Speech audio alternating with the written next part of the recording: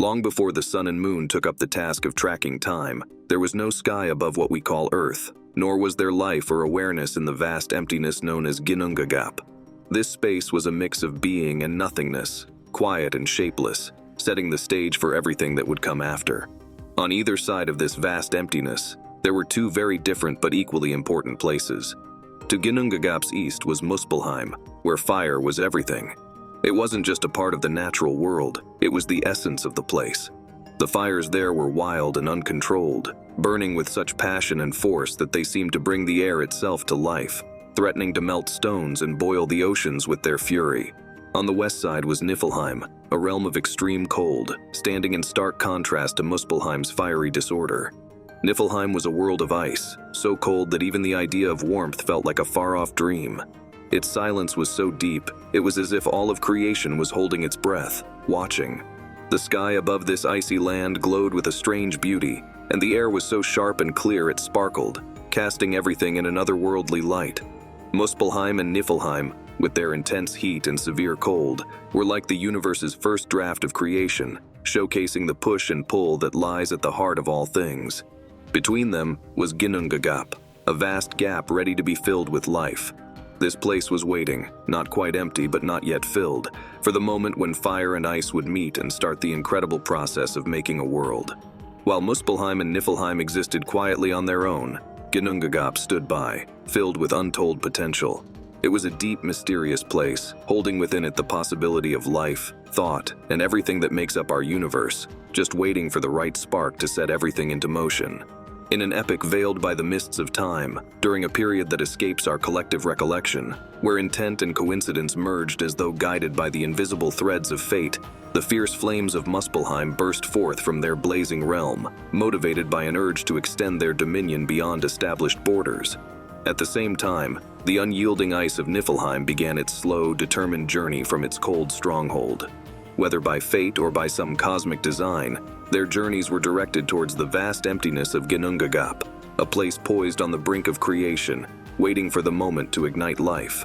In the midst of this vast nothingness, a place untouched by light or shadow, the wild fires of Muspelheim collided with the stern chill of Niflheim. It was a meeting so significant that it seemed as though the entire universe paused in anticipation. The intense heat and sharp cold met with such force that the result was a massive burst of water, a flood that brought life into the empty Ginnungagap.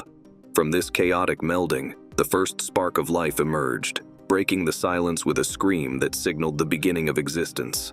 This first creature was Ymir, also called the Screamer, a being that unified opposites within itself, embodying both male and female qualities, a giant so immense that only the universe could match its grandeur. Ymir was a creature of contrasts. Its body was covered in ice that lasted forever, yet inside its heart was filled with an endless fire from Muspelheim. This fiery heart shone so brightly that it lit up the darkest corners of Ginnungagap, offering warmth in the midst of cold. As Ymir moved through the desolate spaces of Ginnungagap, it became a force of creation. A trail of steam followed it, proof of the warmth flowing in its veins, which melted the ice of its body to form great waterfalls. When night came and Ymir slept, its body became a source of new life, with various beings emerging from its pores, each a testament to Ymir's incredible power. Among these offspring were giants, mighty beings born directly from Ymir's essence. However, not all creatures born from Ymir were the same. There was the celestial cow Adhumla, a unique creature that fed on the salty ice on Ymir's skin, while Ymir, in turn, was nourished by the milk Adhumla provided. This exchange created a cycle of life, showing how deeply connected all beings are. During a moment filled with fortune, as Adhumla licked at the ice covering Ymir, Buri, the ancestor of the Aesir gods, broke free from the icy casing. With his first breath, Buri began a new era in the story of creation, becoming the first of the Aesir, gods whose stories would be deeply woven into the universe's ongoing tale. Before anything like our world existed, in a time filled with nothingness, Odin and his brothers roamed through what was left after Ymir. Ymir was a complex entity, as bright as countless suns, but as uncaring as the coldest ice. Ymir had the power to create life, and then take it away without any warning or reason, showing how nature can be both giving and ruthless at the same time. Odin, who was destined to lead the gods known as the Aesir, saw the damage and pain caused by Ymir. He noticed how lives were unfairly taken by the very force that gave them. Odin felt strongly that he had to stop this endless destruction. He believed it was his duty, not for revenge, but to start a time of peace and order, where Ymir's descendants could live without fear. With his brothers, Vili and Ve, who were his companions in battle and in belief, Odin planned a bold move. They decided to face Ymir, a giant with unmatched power, stronger than anything else they had created. But Ymir, for all its strength, had the mind of a simple beast, acting on impulse rather than thought. The brothers got ready for their fight with great care, choosing their positions wisely and acting as a united front. They attacked together, in perfect harmony, aiming at Ymir with such precision that it seemed impossible considering the size of their enemy.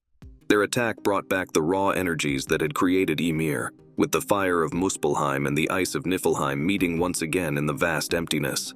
Ymir, overwhelmed by their assault, reacted wildly but blindly, unable to see or fight against what was happening. The giant's screams filled the void, a mix of pain and confusion, as it could not escape its fate. Even with its incredible strength, Ymir couldn't defeat the strategy and power of Odin and his brothers. Finally, Ymir was defeated, breaking apart into pieces of ice and fire, signaling the end of a chaotic era.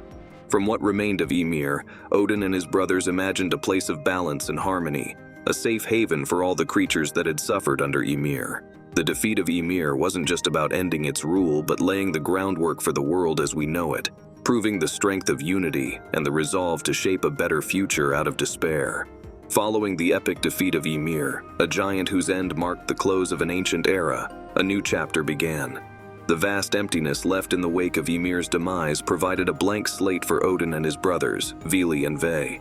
Together, they embarked on an ambitious endeavor to forge a new world from the ashes of the old.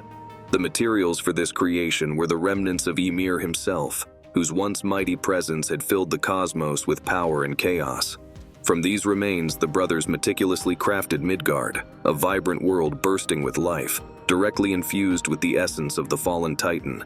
This act of creation was transformative, turning the disorder and potent force that characterized Ymir into a fertile land ripe with possibility.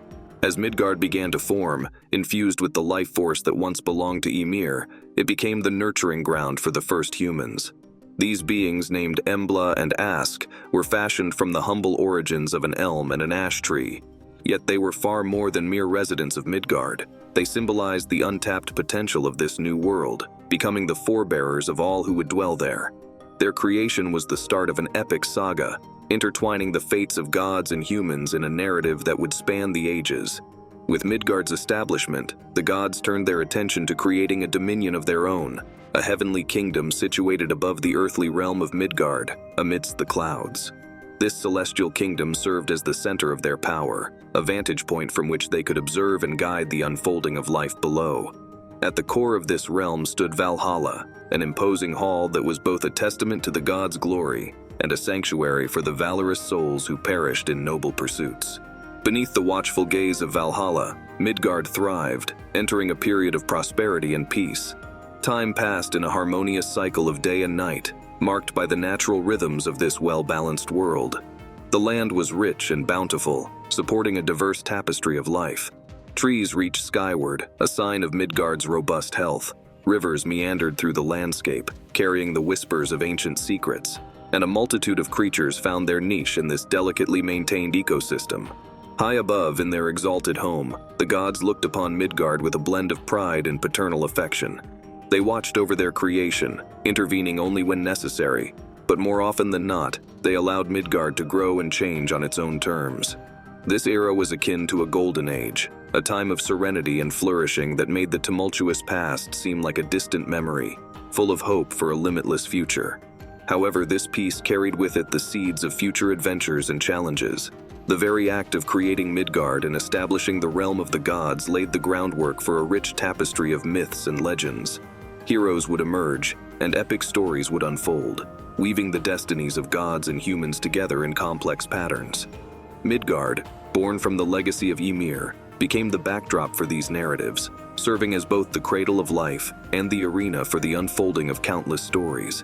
This new world, shaped from the remnants of chaos, stood ready to play its role in the sagas yet to come, a testament to the enduring power of creation and the unbreakable bond between the divine and the mortal. Was the creation of Midgard truly a blessing, or did it seed the world with inevitable conflict? Comment your thoughts below, and don't forget to subscribe for more intriguing discussions.